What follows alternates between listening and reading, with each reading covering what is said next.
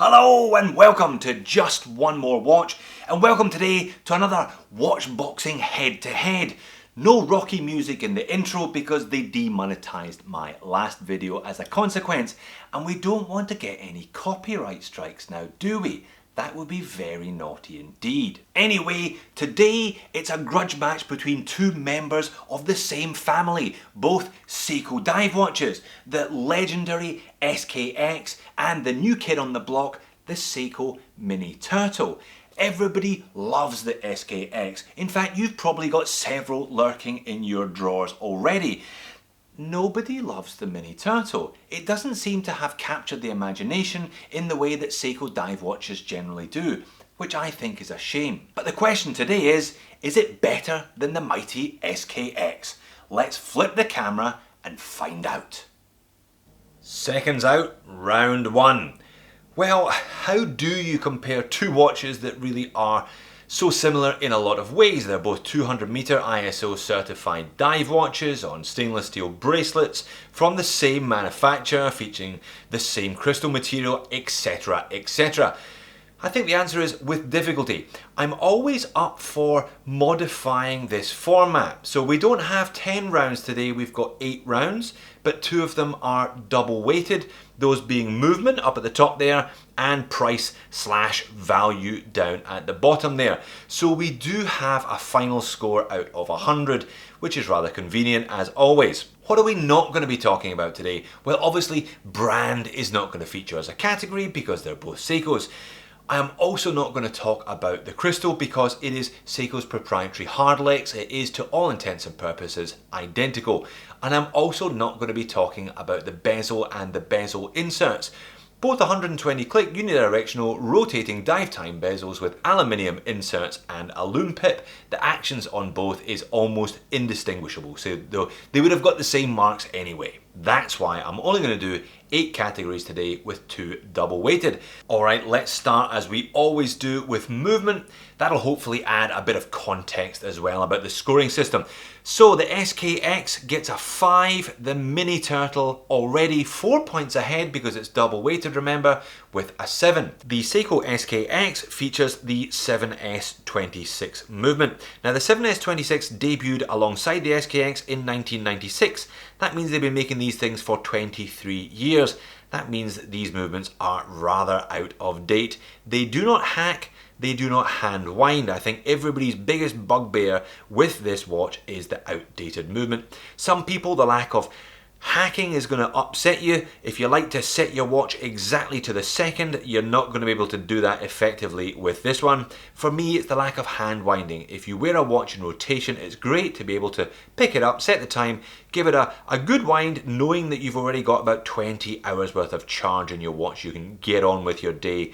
If you don't give it the old Seiko shuffle when you pick it out your watch box, there's a distinct possibility that it may stop within the first hour or so of being on your wrist, which is annoying. The flip side is they've been making these for 23 years. They're rock solid, rugged, reliable, and reasonably accurate. You can always regulate them if you're that way inclined as well, but only getting a 5 because it doesn't hack, it doesn't hand wind. It's out of date and out of depth today. Now the Mini Turtle features the movement that everybody wishes they would put into the SKX, the 4R35, aka the NH35, the choice of micro brands everywhere. It does hack, it does hand wind. It's essentially an updated version of the 7S26 with those features. Now this one only features a date rather than a day date. Maybe that's the reason why it's only getting a 7 today rather than an 8.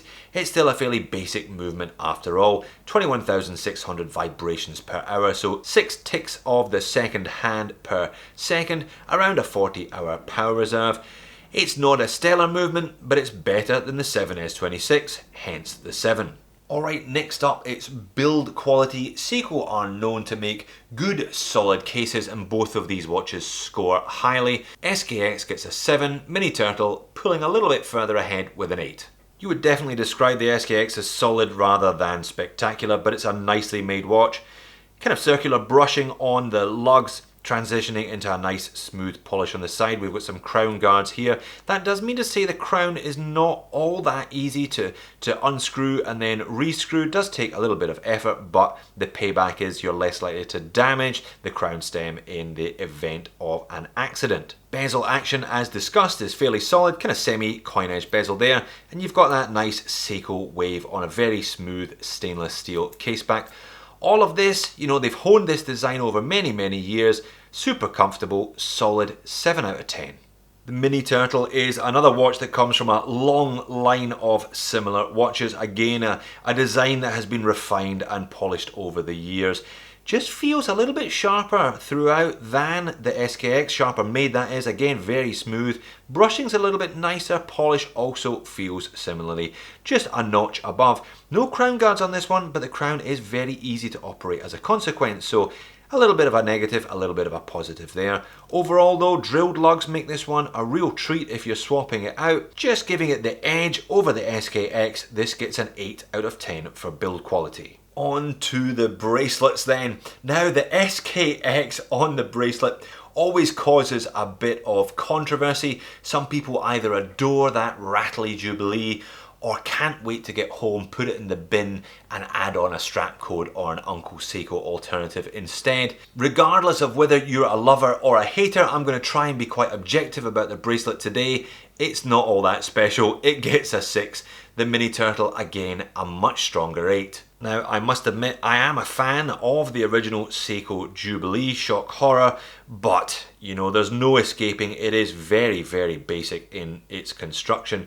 Fairly simple satinized finishing on the outer edges, high polished on those mid links, but the capacity to pull, if you give this one a good tug, you can stretch those links quite badly, as I have done on my 013. Hollow end links there, nothing special at all, and the clasp, single fold over security, press clasp, really pretty bog basic. So as comfortable as it may be, tech specs alone, this gets a 6 today. The bracelet on the Mini Turtle really is in a different league. It's an odd little thing though, kind of reverse oyster, but it does mean that you get that half link, end link, meaning it conforms to the wrist very well. Now, it does have solid end links there, which is a welcome addition for Seikos at the price. Only a press clasp though, but we've got a fold over, we've got security pushers, we have got a diver's extension, heaps of adjustments there. It is quite a lot of clasp though. I'll talk about that later on when we get this one on wrist. Kind of long end to end, but night and day difference between the rattly old Jubilee on the SKX. A solid 8 for the bracelet on the Mini Turtle. Next up, we're looking at dial and hands, and on the face of it, these two watches really do look quite similar. The handset in some ways, shape-wise anyway, pretty much identical, but there are some subtle differences, and once again, it's a point extra to the Mini Turtle, gaining a 7 to the SKX's 6. So we'll do a side-by-side when talking about the dial and hands. It does seem appropriate. Very similar at first glance. I mean, look at those handsets. They're almost identical in terms of the shape.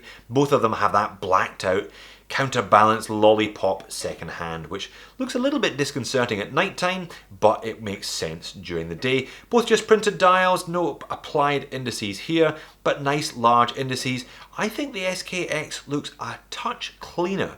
Those circular indices, I think, look a bit neater on the dial than the funny shaped tombstone ones of the Mini Turtle on the right. But the Mini Turtle comes back with a slightly larger Seiko symbol under the 12. It's got that Prospex X automatic divers. Splash of colour on the SKX though with the divers 200 meters, but not all that different really. I'm giving it to the Mini Turtle though because of the silver surrounds to the indices. I think it looks more harmonious than the lack of surrounds on the SKX, combined with the shiny silver edges to the hands on the SKX. Mini Turtle, brushed silver, much more cohesive. The SKX hands to me have always looked a little odd. I think they just clash with the rest of the dial because of that silver surround. Mini Turtle, much more cohesive. Now, the Cyclops is not going to be to everyone's taste. In operation though, it's something that you get used to. If I do upgrade this one to Sapphire though, I wonder how that date window will look. Will it shrink to the point that it looks slightly odd?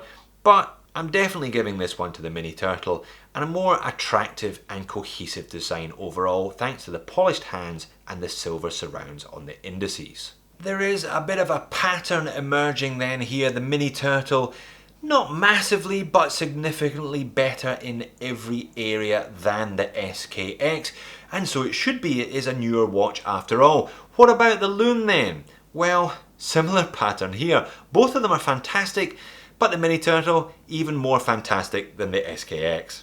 Both watches feature printed dials as noted. Both watches also feature Seiko's proprietary Lumi-Bright loom, which is amazing. You only realise how great Seiko's Lumi-Bright is when you're not wearing a Seiko on your wrist and you miss it.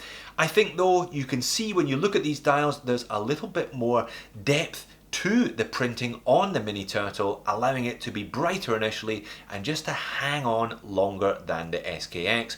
Nothing wrong with the SKX, it scores an 8 after all, but the Mini Turtle coming in with a 9. A new category, perhaps added to help me differentiate between these two watches. Wear. How does the watch wear on your wrist? How does it feel when you've got it on? Both of these watches score strongly, but the SKX pulls one back with a 9 out of 10. It really does wear fantastically. Mini Turtle still pretty strong with an 8 though. The SKX really does wear a treat on wrist. Decent size watch, 42.5mm, but the lug tip to lug tip is so short, only 45.5, meaning it's going to suit guys even if you've got relatively smaller than average wrists. And this rattly old, dodgy old, poorly made Jubilee is so super soft and comfortable, flexible on wrist. It is just gorgeous to wear, this one. Now, I have declared my love of the slightly smaller 013 before, and I just love that little watch, but there's nothing wrong with owning two SKX, is there? This one wears just as well as its little brother. And the Mini Turtle is another watch that is just a cracker on wrist. Also a decent size at 42mm, but a remarkable 44mm lug tip to lug tip. If you've got small wrists, this is probably the Seiko to go for. It just vanishes on wrist. Wears very differently to the SKX though. Not a lot of flexibility in this. It wears more like a cuff, but a very, very comfortable cuff at that. Now, I did talk about the size of the clasp to the bracelet. There is an awful lot of clasp. If you take it from the end of the diver's extension to the end of the clasp, you can just feel it there.